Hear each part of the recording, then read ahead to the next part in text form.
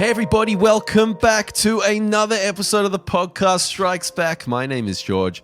You're listening to the weekly movie show with this guy, Connor. I'm that guy. And this guy, Benny. I'm this guy. Hello. We're changing I'm really it glad up. you said that. We're changing it up. Like, Thank you so much for joining us, guys, for another week of movie antics. We've got some It news with a pretty big opening haul. Also some news with Hawkeye on Disney+. And we've also got to talk about the Dr. Sleep trailer that dropped earlier in the week. But first, as we always like to do, it's time to catch up on what everyone's been watching. Benny, Yes. you've been on some antibiotics, which has kept you out of trouble, right? Mostly. And now you've been watching a lot of movies. Yeah, I've been a bit under the weather, so I've just been at home watching plenty of content. It's been a good week. I started out in the cinema with The Farewell. Now it's the new film starring Awkwafina, about a college-age girl in America, played by Awkwafina, who has to go back home to China because her grandmother is dying, and the entire family. She's got like 3 months to live. The entire family has lied to the grandmother and says she's fine. They've hid her results from her because they think it'd be too much stress for her and they don't want to worry her about it. And it's just this really beautiful movie about kind of the complicated dynamics of families and how much lying there actually is involved in family, and kind of cultural differences between America and China. And it's an amazing showcase for Awkwafina, who up to this point I'd only seen in like comical roles or her work as a rapper. Because she was the comedic, hit in Crazy Rich Asians. Yeah, exactly. Yeah, that's probably where most people know her from. And Ocean's 8 more recently. Is this an American-produced film or? It's an A24 film. Okay. So, yes, yeah. Mostly in Mandarin. So it's got that indie sort of drama vibe to it? Absolutely, yeah. And as an A24 film, it really is that cut above most kind of standard drama films. They're just killing it right now. Yeah, absolutely. It's just got a cool kind of vibe to it, and some interesting artistic, like esoteric choices that are open to interpretation, which you wouldn't generally find in something that is kind of based on a true story and just a family drama. Highly recommend this movie. Incredibly touching. I wouldn't be surprised if this goes down as one of my favorites of the year. Nice one. That sounds like a great recommend. Yep. Then The Fountain? The Farewell. The Farewell. Yes. The Yeah. Fountain. That's the Aronofsky film. Yes, that I did not watch. Which I really, again. really need to rewatch. I've been thinking about next that off the as well. Yeah, Next at home, I watched Bo Burnham's directorial debut, Eighth Grade, which I'd heard nothing but good things about all this last has been year. on my list. This has been hyped up something fierce. Yeah. This was a really beautiful little film. Basically, I mean, the title is Eighth Grade. You can guess what it's about. It's about a girl in that year. And the awkwardness of that age, almost the horror of it. People kind of describe it as a horror movie in a lot of ways because it really is very tense. Watching this this girl who has not figured out who she is yet, trying to navigate the insane kind of social world that has always been insane, but is so exacerbated by social media and everything. So it is today. a modern. It's got the it's 2018. Or Yeah, well, that's the thing. Out. That's what's so amazing. Bo Burnham, I discovered through his stand-up, and was absolutely blown away by what I'd seen. And this movie really solidified that most creative kind of talents like that, when they make their first film, they will tell some variation that hews very closely to their personal story. So that's why we get so many, dramas semi-fictionalized set in a few decades ago. But this is Bo Burnham writing a story about like a 12, 13, 14-year-old girl today, which is a completely different world than he or we grew up in necessarily. It sounds very nihilistic, which would not be surprising. It's not. It's absolutely from not. Bo Burnham, because he is probably one of the most nihilistic comedians I think I've ever seen. Oh my God. I always find an absolute lining of hope to his work. Like, and this movie really follows that thread. It is, it really, It's quite authentic. It's a hard watch, but it really leaves It you. doesn't have that Hollywood sheen. Well, this is Bo Burnham often. Sorry, go ahead. Purely anecdotal, but from what I've heard, it's more of an accurate representation of a of that sort of time in your life, rather than sort of the inflated Hollywood.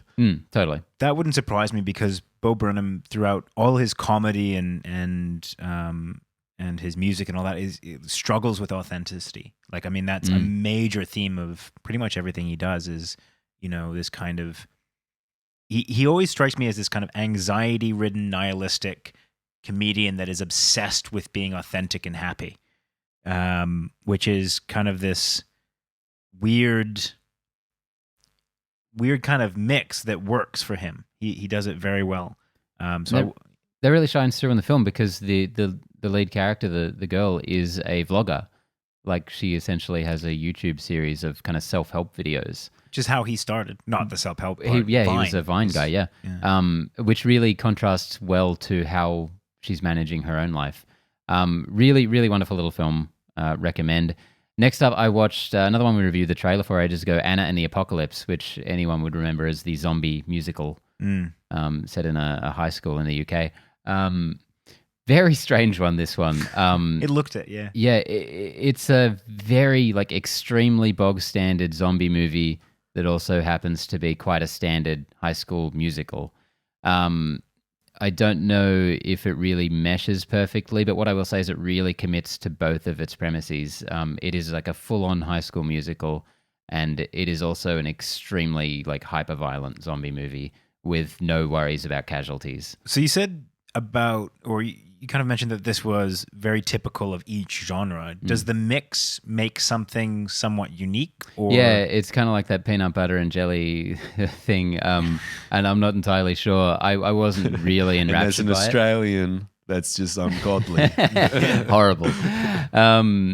Yeah, I won't say it was entirely gripping, but the soundtrack's actually stayed with me. I've been listening to it all week. Okay.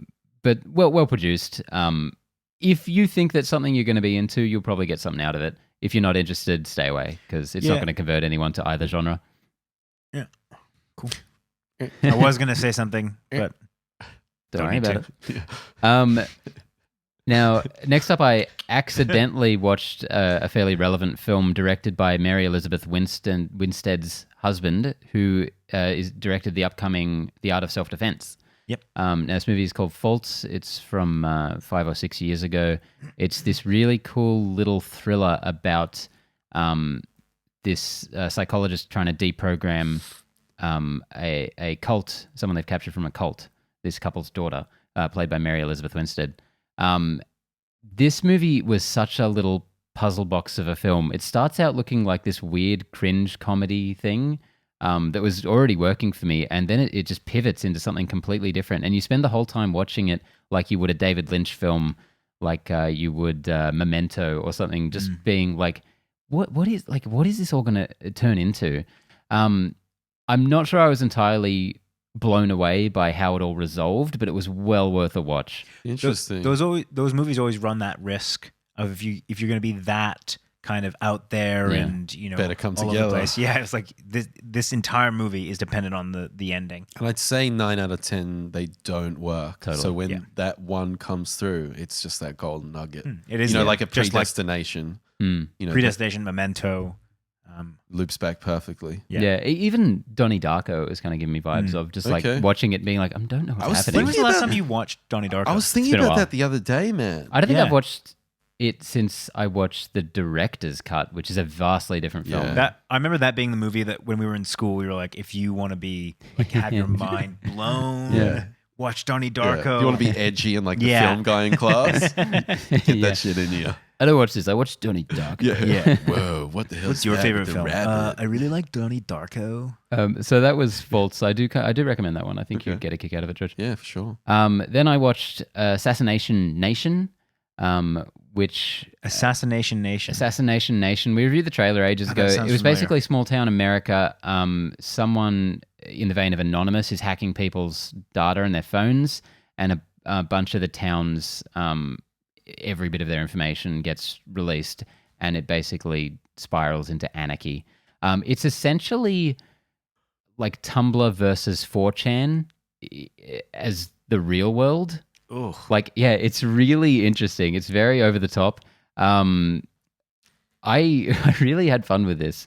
It's a very stylized film, in the way it's put together, but it's also feels realistic in its depictions of violence and stuff. Like it never like spirals out. Like people do get crazy armed and there's fights in the streets, but it never spirals into like stylized action. It's still just like people trying to shoot each other and stuff. It's really weird. And if you think you can stomach that premise, I would recommend that too. I don't know if that one's for me. Yeah, I check out the trailer. It says everything you need to know. Then I watched Jennifer Kent's follow-up to The Babadook, went back to the cinema and watched The Nightingale. Very controversial. Australia's film, that really made a lot of rounds on the internet after its premiere at the cinema I work at, where we had a lot of people walk out very vocally and very angrily because of the film's depiction of sexual assault and other violence. This movie was absolutely outstanding. I honestly don't want to say too much about it because I think because of the way its portrayal of the effect that colonialism had on the indigenous people of this country, I think it should be required viewing for anyone who calls this place home. With the caveat that yes, there is some very intense and unflinching depictions of sexual assault that may not be for a lot of people, but I will say that's absolutely not gratuitous or graphic. It's just very intense. Otherwise, everything else the film has on its mind is outstanding, just really amazing. I've got to check this out. It kind of floored me by the time I walked out. That's really cool to hear because I did a bit of reading about this because it was a big deal at the Ritz, the local cinema we all go to, and the premiere, as you said, people were shouting in the cinema. People were like very, very physically emotional, physical responses from the film. And the director, the director's response was, "This isn't a sugar-coated depiction. This is reality. I'm really trying to showcase a point in time." And the obstacles and the things women had to navigate, it seems like she was really just trying to tell an authentic story. It's really terrifying. I didn't say it's set in Tasmania many years ago. I mean, that's being in Tasmania is terrifying. We're testing your history. Shout out to our boy Dan who's living there. Good on you. It's not like that anymore. Van Diemen's Land. Basically, a woman, a convict. She's working for British soldiers, and they end up killing her family, and she just goes on a revenge mission. It feels like the setup to an exploitation revenge film, but it is so much more, and I really can't recommend it enough. As a follow-up to The Babadook, how do you feel? It's a very different film. There are clear glimpses of the woman who directed that spectacular horror movie in there. It's not a horror movie at all, but there are some dream sequences and stuff that kind of remind you. But yeah, very different film, which just makes me so excited to see where she goes from here. That's what I was kind of sort of alluding to. Like, does that variety make you more excited? Absolutely. Awesome. Yeah, I want to see her go back to horror though, because I love The Babadook. Yeah, fantastic. Can't wait to check that out. Yeah, cool. That's me. Connor. Cool. What have you been viewing? I realized that I didn't talk about one that I had forgotten that I had watched a while ago, so I thought I might as well mention that. And that was The Green Book, which was Viggo Mortensen and Mahershala Ali. Both really fantastic actors. Both, I feel, more so Viggo, tend to really pick the roles that they go for. I mean, Viggo Mortensen is he's pretty much a recluse when it comes to what he comes out for. I thought they were both really good in this, and this movie is really showcased by their performances.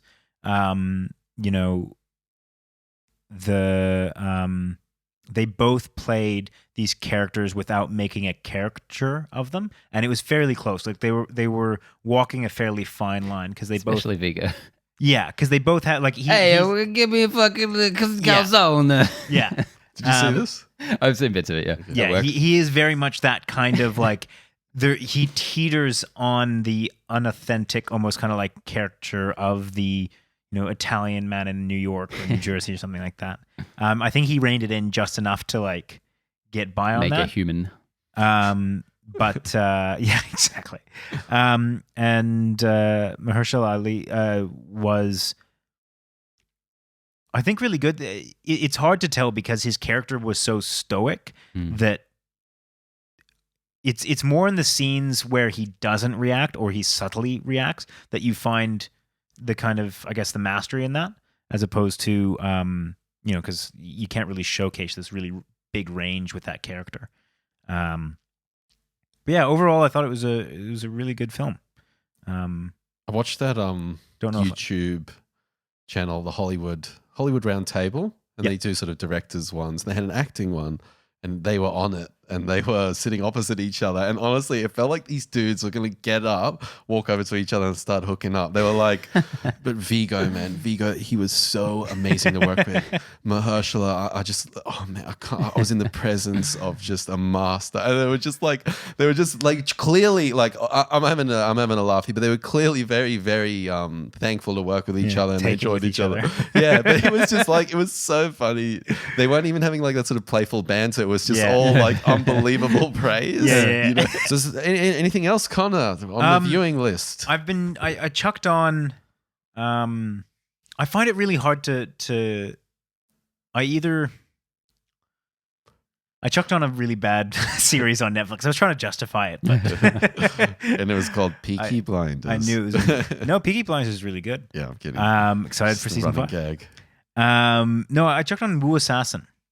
And there was a couple of things that made me think that this would be worth my time, which is Iko Uwais. Sorry? Iko Uwais, the guy from The Raid. He's in that, yeah? Yeah. So the choreography and what I saw seemed to be pretty good. I like martial arts films. I had a big kind of obsession with the Wire Fu movies that came out kind of around the time of Crouching Tiger and like House of a Thousand Daggers, I think it's called. House of Flying Daggers? That's something like that. House of Corpses? And Yeah, I can't remember flowers. names to save my life. It's honestly embarrassing. Like- So yeah, I chucked it on, and it was kind of almost everything that you would expect it to be. The plot is very contrived. The acting is sort of acceptable. but what you're going in for the action? The But you're special going in- effects? No, special effects are horrendous. I've heard, yeah. Oh my god, bad. Okay. Like almost to the point where it's laughable. If I wasn't watching this alone, it would be great because I could laugh with someone about like how bad this is. But if I'm just like like- in my living room watching this, I'm like, Start laughing with your lamp. oh, I'm wasting my life. but yeah, the action I thought was really good. It's probably not worth the amount of acting and special effects and all that in between. And like the plot has enough of a hook to kind of keep you, involved, sort of. But overall, probably not worth the action that you get. Did you clock the whole season? No. Cool. I'm a bit of a completionist when it comes to that kind of thing. But this time? We'll see. I kind of don't want to ask this. Have you watched the Raid movies? Yeah. Okay, good. I haven't seen Raid 2. Sorry? I haven't seen Raid 2. What was that one we watched earlier this year with that one guy? That was killer. That was a cool movie. We don't know The what amount it of is, do we? bodies, man. Yeah. The body count The one was so huge. It's like much gorier Raid. Yeah. Oh. That was awesome. Mm. I really love that. Pity we can't remember the name. We'll edit Yeah. it in. We'll never We know. won't. George, quickly We'll open never your know. mouth, and then like when we figure it out later, it might line up. Yeah, so I wouldn't recommend. Wait until next week where I say I finished Wu Assassin. really went up. Yeah. On it, but actually, I will recommend if you've got some friends to watch this with, if you're popular and like me, Oh. and you want to have a laugh at really, really bad special effects, go for it. Nice. Anything else? No, that's it. I didn't watch too much this week other than started up The Dark Crystal, Oh, you did. Awesome. which I'm glad you kind of prepared me for the amount of exposition in that first episode Yeah. because it was kind of dragging it down a bit for me. Particularly if you had seen the movie. So it's just beautiful to watch. I'm really, really enjoying the world building. it's something that I had to actually kind of rewire my brain a little bit to watch these puppets. It was kind of like I love this, but I'm not watching CG. I'm not watching people. You can almost see the hand up there. Yeah. You have to binge this, I think, because if you go from this to watching something else, your brain will get out of puppet mode. Reset. Just like binge this. It's quite interesting. So now I think I'm getting more into puppet mode, and I anticipate that from what you guys have told, what you've said, Connor, is that the characters and whatnot and the sort of Game of Thrones dynamics start to kick in rather than the sort of really exposition heavy, which I did actually find a bit laborious in the first episode. It is. And it's also laborious in terms of the amount that there is, but also I think in the execution it wasn't really well done. It wasn't sort of done in a creative or a new way. And look, that's not going to go away entirely. It's not going to be as heavy as the first episode or two, because they have to introduce this world, they have to introduce different cultures and all that kind of stuff. But it never quite gets there with the script, I think, in terms of being able to do just effective, nuanced Elegant, exposition. Yeah. That's a tough thing for like any movie or TV series to pull off. Yeah, totally. Have you watched any more of the Dark Crystal, Ben? No. Did you just watch episode 1? Cool. How about you? I've finished episode 1. Very good. Yeah. Let's see how we go. It's like an hour and a minute long, so well done. Well done. Yeah. Thank you. Thank you. I achieved a thing. That's it. That's it. Shall we talk some news? Let's do it. Movie and or streaming news. I respect our fans. I'm not going to lie to them. It's not the biggest week for news. No. But you're not going to pull a George show and will just go be like on. really enthusiastic. Massive week. Yeah. I let him do it at the beginning. He's just like, I'm always just, I gotta You got to sell it. You got to sell it. sell it, man. Yeah. But You're the Huck oversell, fan. underdeliver. I think we should in story 2 go on a few little tangents because Well, we will can try do. and do Do not worry. Yeah. we have to, otherwise we won't have a show.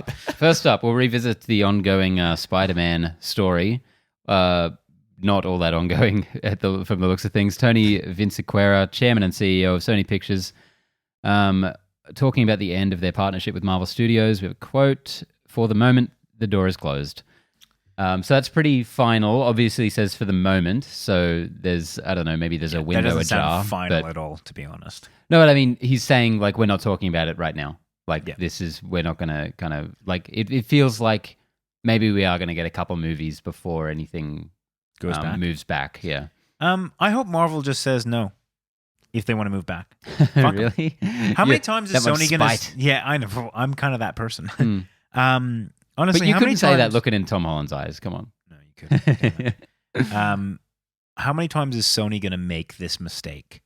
I mean, they have consistently got this wrong, like at almost every step. And where they have found real success, at least since the first 2 Tobey Maguire or the Sam Raimi films, the only success they've really had is in partnership with Marvel. I don't think that's true at all. No offense. Sorry, that was very aggressive. No, the more I think about it, the more I can see why they're emboldened. They had a ridiculous financial hit with Venom, and they had an amazing critical hit with Spider-Verse. So I can see why they would be feeling we can kind of take the reins here without Feige. But they've always been better with animation than they have with live action. I was kind of keeping that to live action. Fair enough. But just talking about Spider-Man properties, I can see where they're coming from, and I'm really not yet. Like, if they do keep the writers and John Watts on, I don't see any reason that they can't make a wonderful Spider-Man 3 in this series. I think that there's too much in the way of... I mean, Tom Holland's Spider-Man was so heavily integrated into the MCU. I think it was going to be very jarring. So I think you're going to have people, a set of people that aren't going to watch it out of spite. And they're out there. Like, I mean, There's people, you and 5 other people. Yeah. I'm sorry, Tom. I mean, there's a lot of Sorry. people that try and won't watch it just out of that kind of That's not my issue. Spider-Man. Yeah, exactly right. I saw a hashtag the other day for Justice for Mary Jane, and I spent a good half an hour trying to figure out what the hell they were talking about. Anyways. Weed, right? Sorry? Weed? Yeah. Legalize it. He's just like, oh.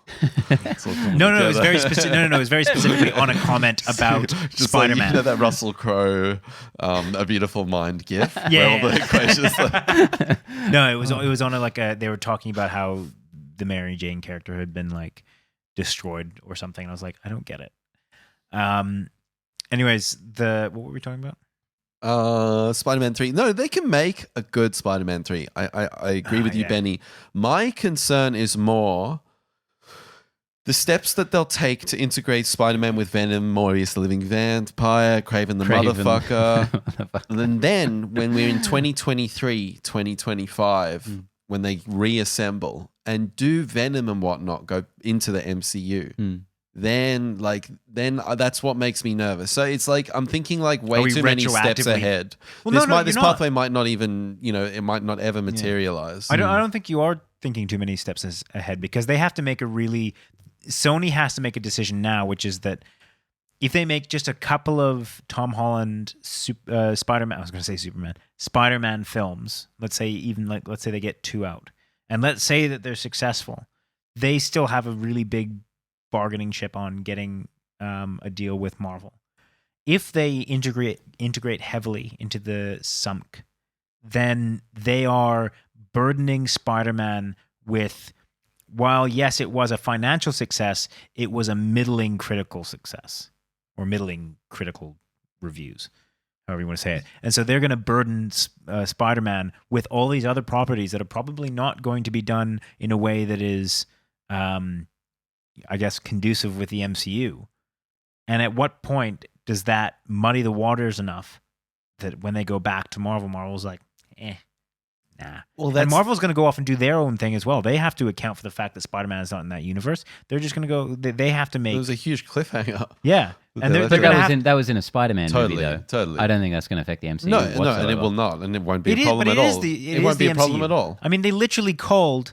They're kind of lucky that it wasn't more of integrated, It's like... It is... Well, I mean, it's not you could just take it off, Spider-Man goes off on his own pathway. I think they could so easily never mention Peter again, and there's not going to be an issue. Yeah, because I totally Tony's agree. dead. He was the only connection. There's been heaps of those I kind of feel things like there's... that have happened. Like, I mean, that's kind of treating your audience on like paper, an idiot. I think on paper, it's... it's sort of like, Spider-Man's never going to get mentioned again, but in execution... It gets 6 movies a year, 14 TV shows. You forget about it in a week. What I do think you've got an interesting point there, Connor, though, is something I've been thinking about is the Sunk has kind of been positioned as the dark version of the MCU. You got Venom, sort of grungy, gritty. He's got a chip on his shoulder, and he kind of he eats heads. And then you've got Morbius the Living Vampire coming up. How does Spider-Man work into that? Because really, Sony should be looking at positioning the Sunk more like a Marvel, an MCU. It's got to be family friendly. It's got to be lighter in tone. It's got to have that teeny kind of vibe in it. It's got to have that Far From Home kind of vibe in it. Yep. They've got to really put a lot of effort into steering the ship in the right direction, because Spider-Man could very quickly become more like a Daredevil, Netflix kind of the grungy thing, and that doesn't fit in with what Tom Holland brings to the table. They have to be very, very, very careful about what tone, how integrated it all is. There's a lot of movements in there that need to happen for this to work.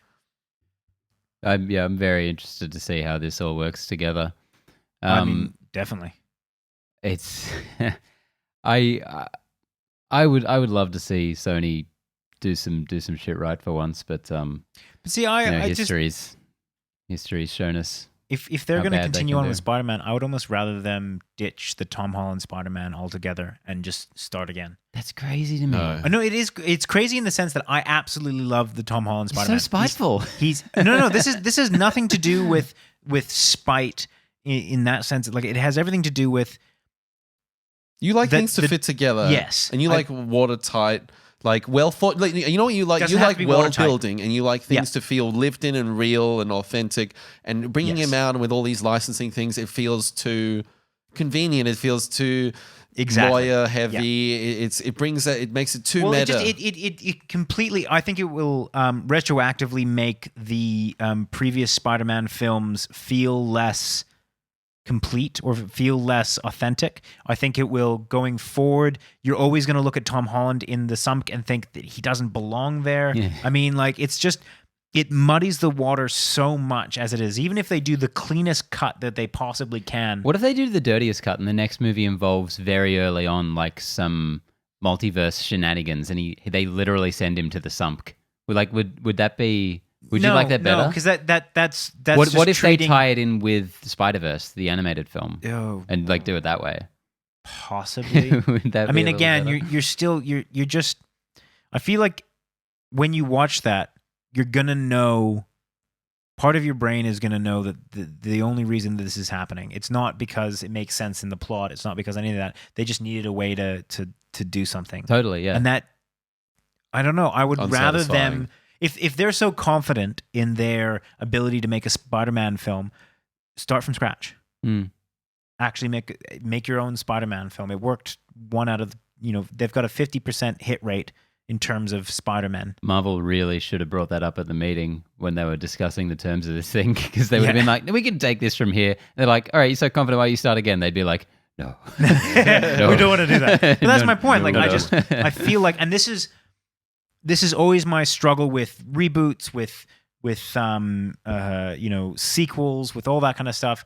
I sometimes feel as though just start anew, make a clean break, clean cut, do a new thing.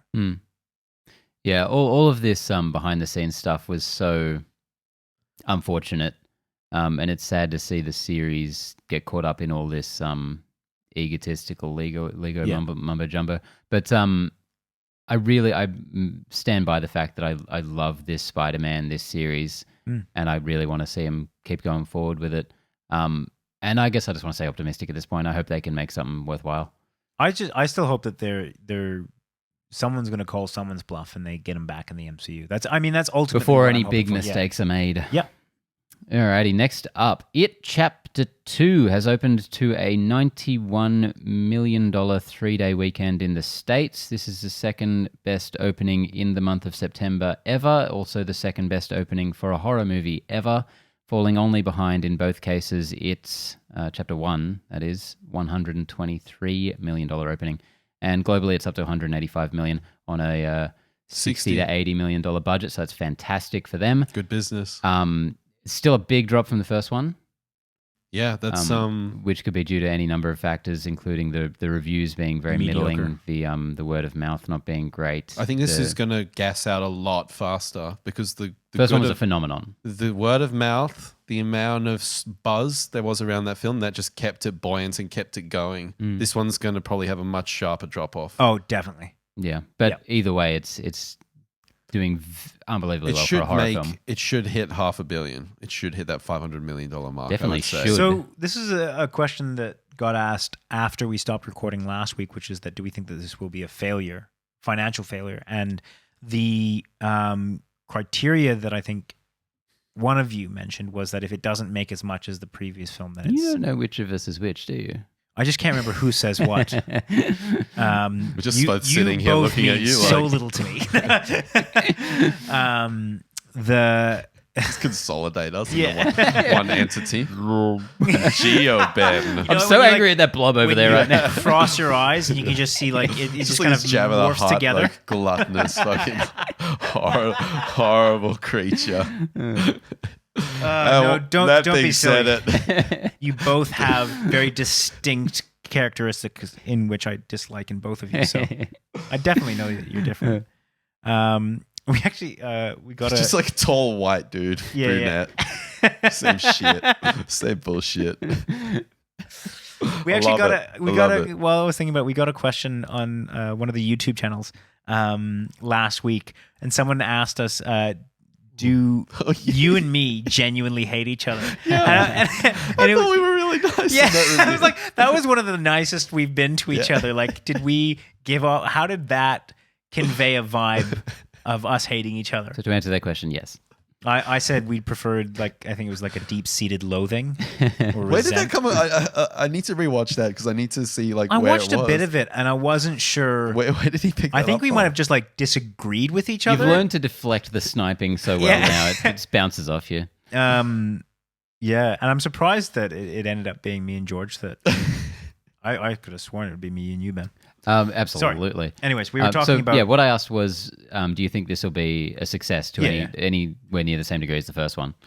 I mean, 185 million is great. But already. the criteria specifically was, will it make more than the original? And I think Well, yeah, what I put forward is, will it be considered a success if it doesn't do as well as the It's original? already not a success. It's flagging well behind. Like, obviously a fantastic opening, but that's a 30 million drop off. That's pretty huge. It was always going to be tough to beat the first one, but there's a novelty factor to it. There was a lot of different things, and there's a lot of things working against it. Chapter 2, particularly just as a piece of work, that it's just shouldn't do as well as the first one. Like that's like the market dictates, a lot of things, and the market is, it should not earn as much. It's not as good a film, but that's not really the way things work. That's definitely not the way things work. Yeah. Now, Georgie, you've been thinking about this movie a lot. I've been haven't thinking you? about this movie a lot. Because I've been kind of really bummed out on It Chapter 2. Talk to us. I was thinking about a very distinct moment I had in the cinema in It Chapter 1, and just thinking to myself, holy fuck, man. This is a killer This is the Stephen real King deal. adaptation. Like, this is a really great movie. And then comparing that to a point in It Chapter 2, me being like, oh, I'm not enjoying this. And 3 minutes in. yeah, I watched the Red Letter Media review, and Jay brought up something really interesting. He said, It Chapter 2 is almost like makes It Chapter 1 redundant. Let me finish here in the fact that you get all the storytelling, same shit with the kids. Pretty much the bullet points are the same. They all go on their own little adventure. They have their own little encounter. The adults have the same. Like, this is essentially like undermining the first one, and that's such a missed opportunity, man. Very disappointing. So that was quite interesting, and I cannot shake the feeling that there's some producer got involved here and said, man, the Losers Club, the kids, it's all about the kids. We've got to bring in the kids. We've got to make it more about the kids. And then, Gary Dauberman, who had to do the script, had to create these tokens and Not to mention the fact that it's very well established that what they did for the first movie, which is not how the book is structured, is they took, because it's interwoven in the book. Yeah. So for the first movie, they took just the kid's story and made that, which is unanimously agreed upon to be the better part of the story. So they literally had to take the dregs and try and weave a movie out of it. They should have manhandled it a bit more, and Yeah, probably I think they should have bulldozed it. Yeah. I think they having should have seen what really they taken have. some liberties with the source material. Now, I'm saying that as someone that hasn't actually read the source material. I haven't either. And this is all coming from secondhand, and I'm not going to read the source material. 1,100 pages, I think. Yeah, but for me, I don't think it's fair to lay it all at the directors or the writers' feet, but I think some of that has to lay at their feet. Like, I mean, ultimately, I'd actually blame it on the producers more. I feel like it feels like a producer's It doesn't to me, though. decision. This feels like a storytelling. I think this feels like someone who's trying to tell a story that doesn't want to kind of rely or take the risk of people having seen the first one. And potentially believes the hype of the first one a little bit. Yeah, and I will give you the reason why I think that this is more to do with writers/directors, is that I don't think that last scene, that to me feels like the director did that. Muschietti. I almost feel like the complete opposite. It feels like the producer, like somebody really trying to inflate these kids. And at any rate, that there's that final that section of the last scene that is a very distinct change, and if that was a decision made by the director, and I'm assuming it was, then it doesn't. It makes sense to me, the other changes that the director made, because it all just kind of feels like the same thing. He didn't have the confidence to tell his own story in the right ways. It felt very much like it was pandering to an audience that, to me, this just feels like a director that's scared that his second or his follow-up movie isn't going to be as good as the first. So let's just take the stuff from the first that made it good and try Self-fulfilling prophecy. Yeah, shove it in. Potentially. Also, there's the little caveat that the first movie was to some degree built upon the original script by Cary Fukunaga, who was going to direct the film Once Upon a Time. This wasn't. And who is a huge talent. So that might have bled into it a little bit. Who can say? Not to denigrate the. There's a lot of these speculation. creators, There's you can say, and but it's kind of fun to think about these different things. Mm. What do you guys think about the prospect of an It Chapter 3? Because Andy Muschietti has said, there's a wealth of source material in that book to pad out a prequel. Is that something you guys are interested in? Well, Bill Skarsgård has weighed in on this as well. He'd said if this, the story is kind of there to tell, and if they could pull something together. And when I saw the headlines for this, I was like, no, go away, shut up. But when I actually read what they were talking about, which is a prequel of sorts, I became a little bit more interested because there is a lot of material there. And one of the best scenes from these two movies, I think, isn't actually in the movies. It's a deleted scene that hasn't actually been released yet, but there is a still image from it of this kind of proto-Pennywise from the 1600s. And the scene is him... They're in like a cave or something. This woman has a baby, and it's him threatening her that he'll come and eat all of her children as well, if she doesn't just give him that one. And she has to just lay the child down and leave. And just the image of this before he took on this clown persona, I'm so fascinated by it. And I kind of would be interested to see what they could do with that, because Chapter 2 did not leave me satisfied. So. I think they could strip back a lot of the stuff and bring that kind of into, I'm trying to think of a good example. I think just strip back a lot of the fanfare of the movie, bring it to kind of more a naturalistic horror film. And I think that could be really effective. Reading that scene, I was immediately reminded of, no offense, Connor, the Witch. And I'm like, man, seeing something like that with an entity as charismatic as Pennywise would be very interesting. 100%. I mean, if... I do appreciate all these caveats of no offense, but just don't want to set you off. Yeah, the Witch. No, I 100% agree that kind of naturalistic setting of the Witch that feels very kind of just the way that I think about the Witch in terms of the setting is you can hear every leaf that a character steps on. It just the setting feels like a character in and of itself, and I think that you could really capitalize that on with this, bring it back kind of the First Nations time or early settlers, stuff like that. The stuff that is very naturalistic. And sorry, just quickly, and tell more of the story of and the character of Derry and how poisoned that place is. There's this great scene I was reading about in a book about an axe murderer in a bar just chopping people to bits while everyone just sat there and ignored it and kept drinking their drinks as if they had no idea it was even happening. I'm like, that is amazing. That sounds dope, but part of me says, I love this kind of stuff. But when you think about it, if they can't nail Chapter 2, is there really enough stuff in there to draw out of Chapter 3? And the classic example is Pirates of the Caribbean on Stranger Tides. The sidekick becomes the main character, and it all falls apart. Your favorite one. Very good example, George. I love it. Your favorite. Bringing Pennywise and making him, the three orbs of Pennywise. Is that an interesting thing to examine? That's not what I would want out of it, though. Yeah. I wouldn't want him to be the main character or anything. They would have to really think about that, and they would have to really nut out a great story, because I'm not convinced. Yeah, I would want it more as an apology for Chapter 2. Yeah. Like blank slate. Yeah, let's kind of try move again. Back. Because me too. It's one of those things. We talked about a story recently. I can't remember what it was. Maybe it was a Matrix 4. I was like they've already fucked it up. Who cares? Let them make another one. Yeah. It's not like this is they're batting 1,000. And they could, if they're just one it's more. No, don't do one more. Yeah, exactly, like Toy Story. Yeah. No, just leave it as it is. It's perfect. It's not perfect anymore. It's 50-50.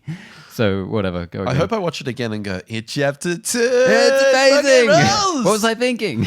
Or I do think I would really like to grab a rip of it and have a around with it in Final Cut, because just get rid of those scenes with the kiddies. Snip. And just smooth it out with some deleted scenes. Any more thoughts on it? No. I Sadness. thought this was going to be in my top 10 of the year for sure. Really? And First one was well up there. It's not going to be there. That's really sad. I think It's not gonna be there. You're crying, George. I feel really No, bad I'm for you not. because it didn't make my top 10 last. I don't think it made my top 10 last year. 2017. Didn't make my top 10 last year either. Of 2017. And it didn't. Got him. And I didn't think that it was really going to make my top 10 this year. So I never really had that high of hopes. I hyped it up, man. Yeah. And you fucking hyped it up. Hey. And you told me it's your I most never- anticipated of the year. I never thought it was going to be good at all. What are you talking about? You take it so much better than I do, man. He's crying on the inside. No, after Men in Black, he's actually just broken. Yeah. Of all of the painful indignities visited upon me this month, this was in the middle somewhere, so I'm not too demolished by it. Alrighty, next up. Hailee Steinfeld has been cast as Kate Bishop in Marvel and Disney Plus's Hawkeye series. Boing. So we all... What was that? Boing. Is that what a bow and arrow does? That'll be great for the people just listening at Yeah, home. I was going to say that sounded a lot weirder. Can you please do a video, an edit of like the last battle in Avengers that's just when every time he looses an arrow, it's boing. Boing. Then do Brave. Sorry, that's not the that sound wasn't- an arrow makes. No, and I also wasn't looking at you, so all I heard was like Hailee Steinfeld as Hey. Bishop, and you just going, Oh, George, no. you're disgusting. Oh no!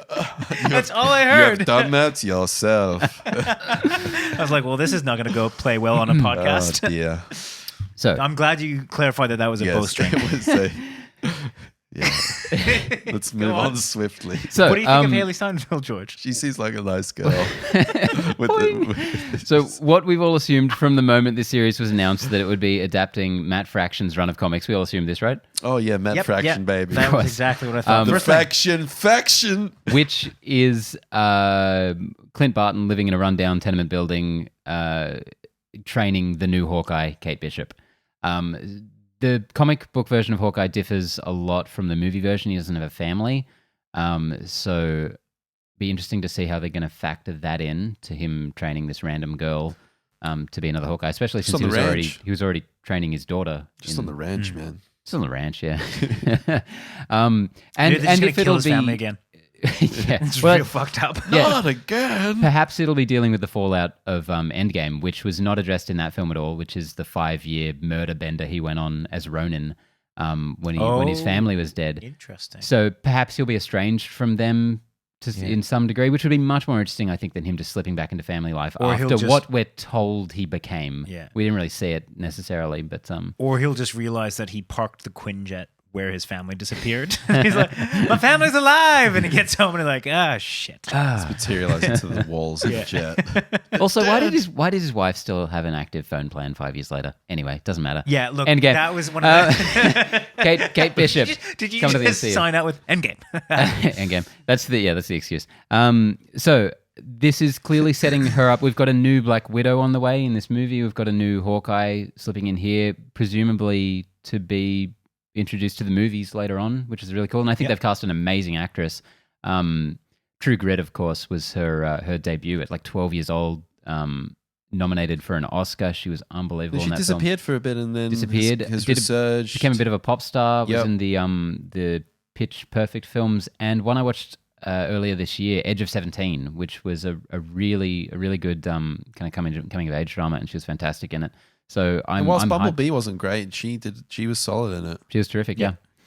So I think this is all lining up to be quite an interesting series. Good addition, and it seems like the pieces are slowly coming into play where they might have a Young Avengers film on their hands, which I think is going to be an avenue they want to explore because For sure. they want to keep that Avengers name in play, and they're not going to have that original lineup to lean on. So I'm thinking they're heading towards maybe Dark Avengers and Young Avengers, which could Bring it. be very cool. Let's do it. Let's do it, Feig. Let's do it.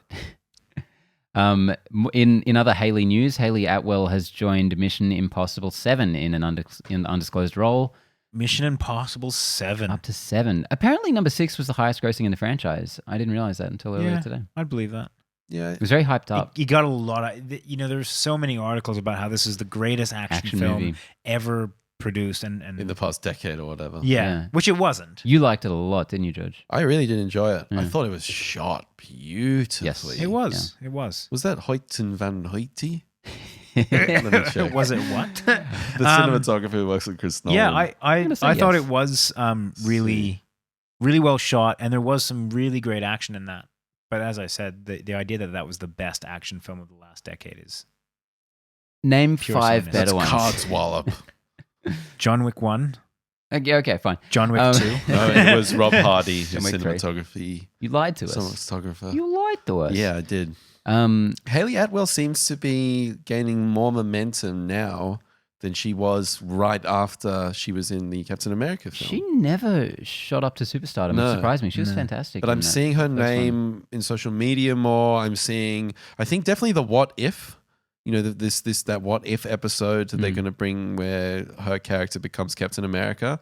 That seems to be propelling something, at least from what I'm seeing. I could be completely wrong there. But she, it's just nice to see her in this series. It's probably going to be a $1 billion movie. I hope she beefs up like crazy and gets a wicked moustache and gets those like shotgun arms. Yeah. that has become such an iconic, like, in my head for like those fucking. It's like whenever you're gearing up to do anything. Yeah. It's like. Yeah, when I get to work in the morning, just. I was gonna say gearing up to talk to a that. girl, then I'm like, oh no, you're an engaged man. Yeah. Ooh. No, I'm no longer allowed to talk to girls. Not at all. Not at all. Never. So yeah, Call Mission it a day. Impossible 7 on the way. Those movies keep getting more and more hyped up and evidently financially successful. They've been declining in my regard since 4. I really liked 4. And I've liked the others, but liked them less and less. Next up, Joker has won the top prize at Venice, the Golden Lion.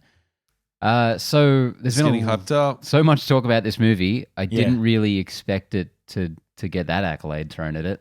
Oscar season, here we come. Yeah, well, the last 2 winners of that award are Roma and The Shape of Water. There you go. So it's very, very high regard. Yeah.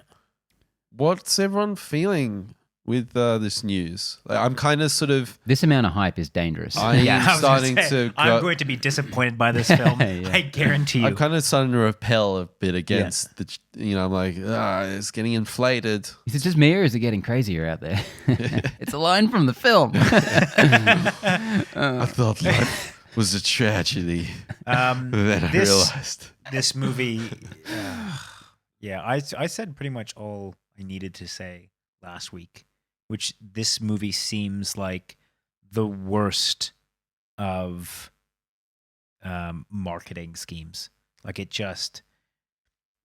Well, I got it. The PR team is doing an amazing job right now. And this feels like people that are running to praise this film, like just because that's the flavor of the month. Like I don't know what it is about this that puts such a bad taste in my mouth. Let's make a pact then. Let's say fuck it to the advertising and all the marketing. And Just not pay for condemn this. it completely and let's really judge this movie on its own merits. If that's a possible thing. Well, I mean, I'm going to have to go into it willing to give it a chance. So I think if anything, we will balance each other out depending on how you guys land on it. Because I'm already having that. I think you might be experiencing the same thing, George, which is this kind of like don't tell me this is a good film. Like, it's like you got to prove yourself now. yeah. Everyone's hyping it the fuck up. All right, let's see. Let's go to battle. Yeah. So when we watch this film, it's going to be with like a fair chunk of scrutiny. That's not far off, right? Not far off at all. No, actually. October. Cool. And it'll be screening in 70mm. I am very excited for that. It's No, you're not, nuts. George. Can't believe that. No, you're not excited at all. You're just going to watch it. Yeah. I just love. I like how it's coming back into vogue. This film looks like it was shot digitally as well. It's like everything about this movie is just meant to like tickle you totally in that way. Like it's just, hey guys, it's film. And yeah, like these are all things that could have been done very authentically. They're doing a really good job with it. But they're also things that It's I all think people bleeding know. into itself. You know? Yeah. It's interesting to see a comic book movie that's trying so hard, even harder than Logan, to target that like legitimate film market. Yeah. And Quite it nice is to see. It is cool. I like that they're doing that. It's also a little frustrating because it feels so by the numbers in that regard in terms of being like a legitimate film. Yeah. And it's like it would be nice to see some love thrown to. Listen, the we're fun making a ones as well. lot of. Let's see the film. Let's do the No, review. I'm boycotting it. And we'll leave it at that. Yeah. I'm very keen to see how this works out. I think like it's got to be good, right? It's gotta be. Regardless of the hype, what I've said from the beginning, just Todd Phillips. I liked War Dogs. War It's Dogs. good, and working with Joaquin. I mean, Joaquin, man, It's got all the ingredients for a good film, Mm. and it has all the hype, including that the it Golden Lion. including the Golden Line. Mm, So yeah, like I mean, I don't think this movie will be bad, mm, but the real question will be: does it deserve this much praise? mm. What time is it? It's trailer, trailer time. time. God damn. What do we got? Number one, we have Doctor Sleep. Whoa! That was amazing. How did you know what he was going to say? Can I predict how you felt about this trailer, George? Yes, you can. Oh my God, they're showing all the stuff from The Shining. Oh my Is that God. because that's exactly what I did on the couch? It's because I could As we watched feel this. your eyes rolling square in hear the it. back of Glug, your glug, head. glug, Yeah. glug, glug, glug, Like a cartoon, like put it. Yeah, no, you go ahead. I listen. I have. Right, I watched right. this. I watched this trailer and I go, I really trust Mike Flanagan. I really trust this guy because Yeah. I hope the end product is better than this trailer. It's looking very Stephen King-y. Mm. We've Is got that the a good small thing? town. We've Not got usually. we've got that crane, that Stephen King crane shot going, across the road. The weird energy vampires. Yeah, Stephen King is, from what I haven't read, I don't think I've read a single Stephen King book. From what I've read and what I've heard and what I've seen over the years, being exposed to a lot of his adaptations, is he's really good at the setup. He's not so good at the ending. Mm. Brings a lot of interesting concepts to the table. But, the cocaine binges of the 90s, things got a little bit crazy and the ending doesn't come quite together. So revisiting this concept of The Shining in Doctor Sleep, like, does this story have enough? Is there enough there to actually do something interesting? And the matter is complicated by the fact that it's a sequel to a movie that was barely an adaptation of his book in the first place. And is widely regarded as one of the kind of the better cinematic pieces of the last 100 years. Totally. In And cinema history, I suppose. by all accounts that I've heard, the book Doctor Sleep isn't particularly good.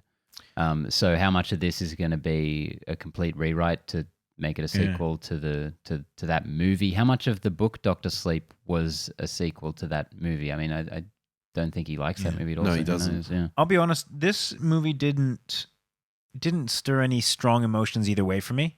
I didn't find it egregious in any way, but I also didn't find it particularly captivating. And the only, I guess, kind of silver lining to this is that I really like Ewan McGregor. He does. He can't quite nail the American accent, though, I feel. No. Never has been. No. But So it's not a big deal, though. no, it's not. But I mean, like, it just I really like him as an actor, and I am that in and of itself makes me want to check this out. That and Flanagan, obviously, as a director. I just have that much faith in Flanagan that he'll be able to wrestle with this and make it work. And there's not really been that many Mike Flanagan trailers that I've been very impressed by. I don't think Haunting of Hill House, I was that. Maybe I'm remembering it wrong. I don't remember ever seeing a trailer for anything he's done. I've come so late I've seen to Hush. all of his I know movies. that's got nothing on the actual end product. Yeah. Yeah. So there's one weird thing going on here where we're seeing so many familiar things, but you can kind of so clearly tell it's a set. And Mike Flanagan has this sort of greenish grade that he puts on a lot of his films, and it just doesn't feel like it's properly connecting to The Shining for me. Let's see how the end product turns out. I'm surprised at how much of the overlook was in this trailer. It was a lot more than the last one. I do like the concept of these, the expansion of The Shining, these different groups. I think that's really cool. And there seemed to be some interesting imagery there with the eyes and the lights. I'm quite keen to explore that. The first film was so abstract in a lot of ways. It'll be interesting to see them actually address this world with psychics in it. Yeah. Roll of the dice on this one. If nothing else, it'll be better than Ready Player One, which also remade The Shining. Okay. Oh, right, yeah. I can see why you would forget that. I was trying to figure out what I was like. I just like to at any moment say how like, bad that movie is. No, that's right. Which is actually one of the better parts of Ready Player One, which is saying something. Yeah. Next, we have Wrinkles the Clown, cashing in on that scary clown hype. Looking somewhat akin to that Slender Man movie. So this is a documentary. Yeah. About an actual guy who Wrinkles the Clown, who has a service. People don't know his identity, but he's a guy you can call up and invite to just be a terrifying clown. I really love the look of this. This looks great. It looks super over the top, but a lot of fun. I love these, these blending of reality and fiction. Well, that's the question though, right? Is this a pure documentary? It's slated as a documentary. I think they must be playing around with some things. I thought so, yeah. There's some bending of the truth here. But I kind of love from the entertainment value for this kind of thing. I'm not going in for a documentary where I'm looking for really, journalistic, thorough. Yeah. I'm looking for an entertaining piece. I have been really digging in the last couple of years this blending of the documentary genre with things like comedy and drama and fourth wall breaking. And that has been really evident in one of my favorite films of, I think it was last year, which was American Animals. Yep. And as well as the Big Short is kind of on that. It's a little bit more towards the narrative side, but brings in aspects of documentary making. And I really dig that level of entertainment. And so whenever this kind of thing comes up, it kind of hooks me. I think like that's cool. Yeah, it's great to see people kind of playing with the form a bit. Yeah. Let's see how it turns out. Looks like a really good Netflix kind of chuck it on. Yeah. One and done. Thirdly, we have Black Christmas, the Blumhouse horror film. This is a remake of a 1974 slasher. It appears to be interesting in the way that it's clearly not a direct remake, because that original is, from what I understand, very much just a slasher. Straight. And this slasher, looks like this seems to reveal most of what that movie would be about in the trailer. It sucks. There was a point where they had a reveal, and I said, "Nah, you've really done a disservice here." Why would that be in the trailer? Yeah, but it looks like it does build beyond that original in a huge way, which is kind of interesting, at least for a remake. Go ahead. Yeah, you go. I was going to say, this is probably one of the first times that Blumhouse has come up on the screen, and I've kind of gone, this feels like a template. Yeah, this Blumhouse is starting to feel like they know that niche that they need to hit, and they've got a look and they've got a feel, and they're just going to start pumping shit out, and that worries me, because when Blumhouse was really firing, they were firing with some really cool, innovative stuff, particularly in the horror genre. And this feels more like a Blumhouse tilt. No, I know exactly what you mean. Like, whenever I see that Blumhouse logo come up before a trailer, I go, "There's like almost like a quality stamp of of approval." And this trailer really did very little for me, and it was kind of disappointing. Maybe the end product will be different, but yeah, there was nothing in here that really was exciting for me. Yeah, I'm so not into slashes as it is, so it's hard for me to get interested. The one thing, there was a moment that seemed like it was flirting with something supernatural, maybe, which is a little more interesting. But with the statue, yeah, but, yeah. Otherwise, but then it had you had the cult and all that, and it was like, okay, so I'm seeing that Carrie Elways is Yeah. like that's a clearly a reveal in the film and an important reveal in the film. You haven't added anything to the trailer with that. Yeah. I think it's very poor decision making. Yeah. I don't know about that either. Yeah. Well, guys, we only had 3 trailers this week, so let's cap it off with question of the week. And here we've got one from our boy Drew Torres. An interesting one. We were talking about Oscars before. What factors are taken into account with the Best Directing Oscar if behind-the-scenes footage isn't taken into account? What should be? What standards do you think are measured, and what standards should be measured? Which is an interesting thing. Is like directors on set, thinking about like what qualifies as Best Director. How do we actually assess that? We've always had this thing about the auteur, the directing auteur, but really that doesn't, in my opinion, it doesn't really exist because filmmaking is such a collaborative field. Maybe a painter, you can say that because it's one singular creative vision, but with directing and filmmaking, you got so many departments, so many people involved. It ends up being a little touchstone of everyone. It does, but it is orchestrated by the director. I mean, when you watch a Nolan film, you can tell it's a Nolan film. When you watch a Villeneuve film, you can tell it's a Villeneuve film. If you watch a Tarantino film, you can tell it's a Tarantino film. And that, I mean, they'll use different people. They'll use different cinematographers. They'll use different people for sound or for music. And ultimately, they do have their standard guys that they go to. Those guys in particular use a lot of the same people. But I mean, like even they've got their people stamp on it. And the reason that I chose at least like those guys is there are movies that they have used different people on, particularly like director of cinematography and stuff like that, where they still feel very much their films. So even if they're switching out people that are integral to their team, I think that you can lay a lot of a movie at the feet of the director. And I just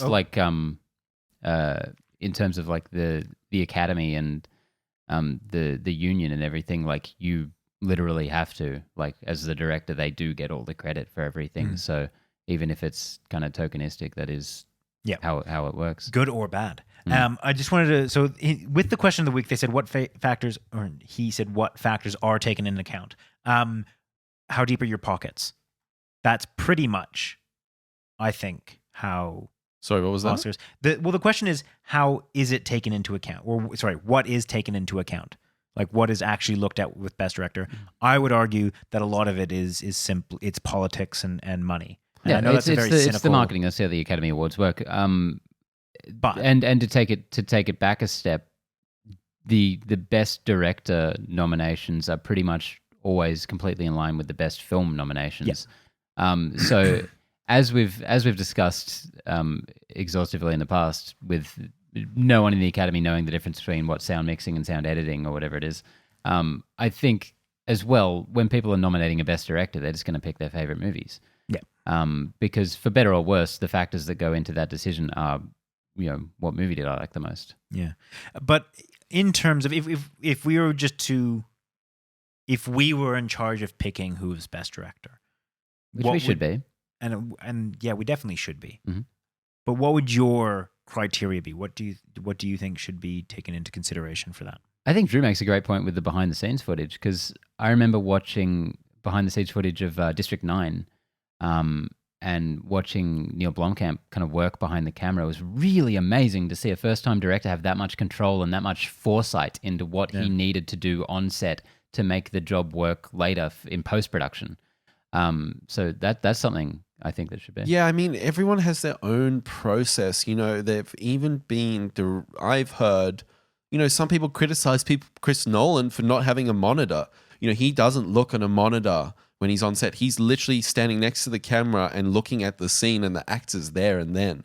Whilst a guy like Ridley Scott is literally looking at 4 screens in a booth, looking at all the different angles and analyzing like that more end thing. So whilst a guy like James Cameron is in a virtual world watching the film play out. So I can't, He's actually plugged in. Are you judging them on their ability to, get a set going? I don't think so. It's an interesting idea, and it's interesting to see people in their element.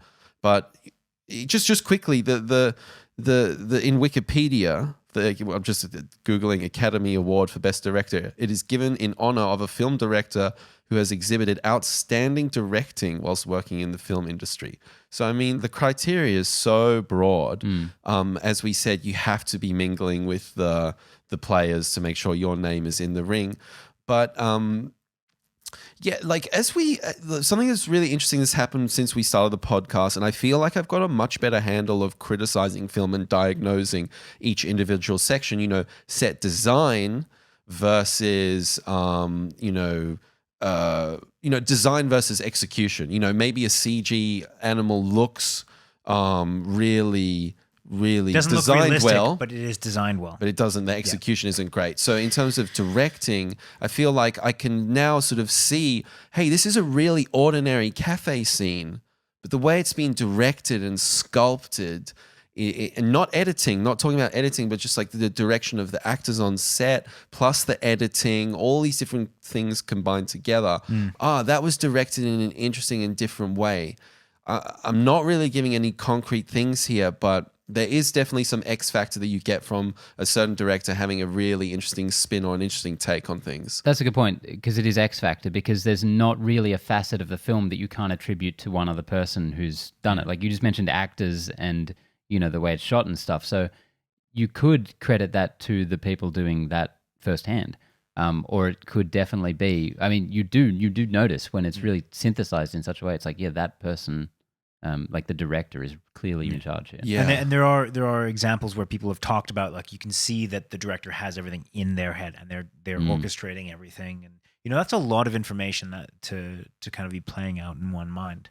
But yeah, I agree with something that Drew said. And I think that you mentioned this as well, Ben, which is that the behind the scenes footage should be taken into account, because you could have a director that is able to do something in 5 minutes that maybe another director had to do for 20 hours, and the end result might be the same, but there's certainly something special about someone that's able to just do it instinctively and well.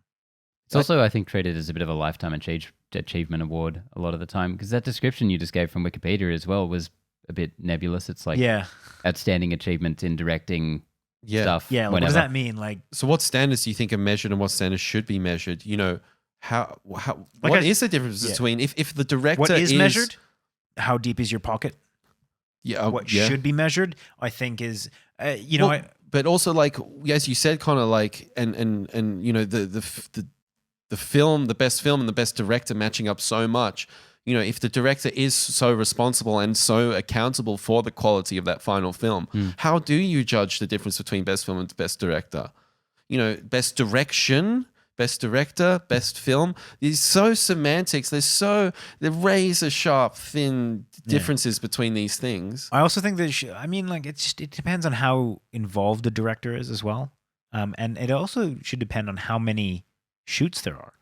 I mean, if you've got an entire second team shooting, it all comes back to the director, but a lot of that's being done by someone else. Yeah, I remember being disappointed when I was much, much younger and really getting into film and like following some of my favorite directors and like reading in the credits like second unit director and being like, there's other directors on these movies? Yeah. What the fuck? But he's an auteur. Yeah, it's logistics. Yeah, I think you could scrap the best director award easily, because the director gets the best film award anyway. So. I reckon that they should have best director every 5 years, and it should be a culmination of you can't just submit one project. It's their work over those 5 years. And it could be one movie. That's cool. It could be 5 movies. That's cool. But for me, it is. I really hate people jumping onto directors when they've had one hit, and you're like, that's just one hit.